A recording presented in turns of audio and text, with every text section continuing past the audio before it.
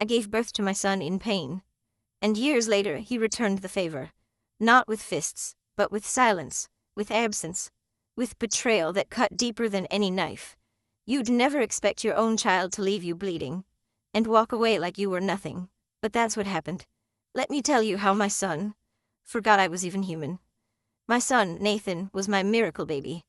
After 3 miscarriages and a marriage that barely survived them, Nathan came into this world screaming, healthy, beautiful, mine. His father didn't stick around long. Too much responsibility, he said. So it was just me and Nathan. For years, just us. He'd sleep on my chest as a baby. We'd eat cereal for dinner on the floor when money was tight.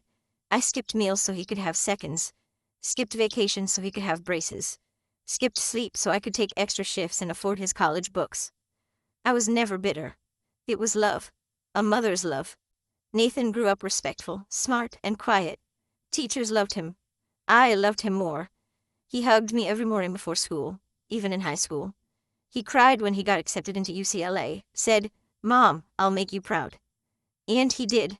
He graduated early, got a job in New York, told me, "I'll fly you out one day, I'll take care of you." I believed him. I remember hugging him at the airport. He smelled like my little boy and cologne at the same time. He kissed my cheek and said, "I'll call you every Sunday." But the calls stopped after the 3rd month. He started missing holidays. "Too busy, Mom, I'll come next year." Then birthdays. Then everything. I'd send messages, no replies, left voicemails, no return calls. I told myself, he's busy, he's building a life, he still loves me. But deep down, something hurt, like a slow leak in my chest. I'd stare at the front door every Christmas, hoping he'd surprise me. He never did, not from him, from Facebook. Someone tagged him, a beautiful wedding in Italy. My son, in a tuxedo, smiling with a woman I'd never met. He never told me, never invited me. I stared at those photos for an hour before I could breathe again. I texted him, "You got married?" He replied 2 days later, "Sorry, Mom. It was last minute. Small event. Hope you understand." That was it. Hope you understand.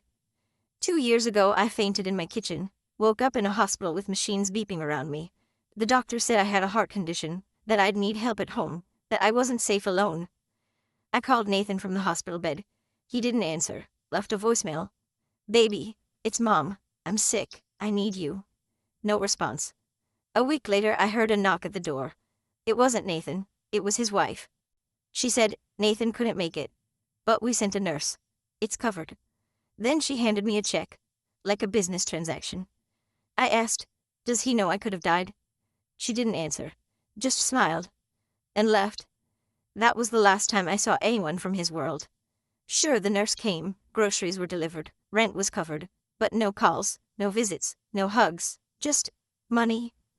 I became a bill to my son, a checkbox on his monthly expenses. I used to tuck him in with stories and warm milk.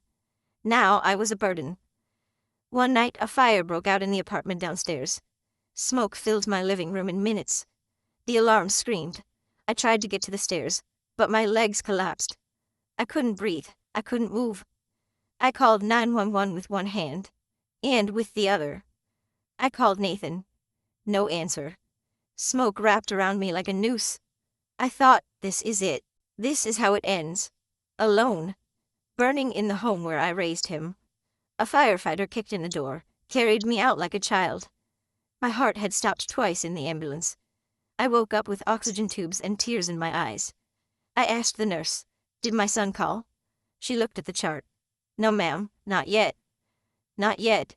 A box of flowers. No card, no call. I stared at them for hours, then threw them in the trash. It's been 18 months. I've healed. My heart's still weak, but beating. And I've made peace with one thing. Nathan didn't just abandon me, he erased me. And in doing so, he carved out the very thing he feared. A mother who no longer cries for his return. I changed my will. Everything I own, the house, the land, the savings, it's going to someone else. To the firefighter who saved me. And visits me every month like a son. His name is Kyle. He's 28, lost his mom to cancer. Calls me ma'am. Sometimes, Mom. He brings me soup, changes my light bulbs, asks how my day was. The first time he hugged me, I cried. He said, "You're not alone, not anymore."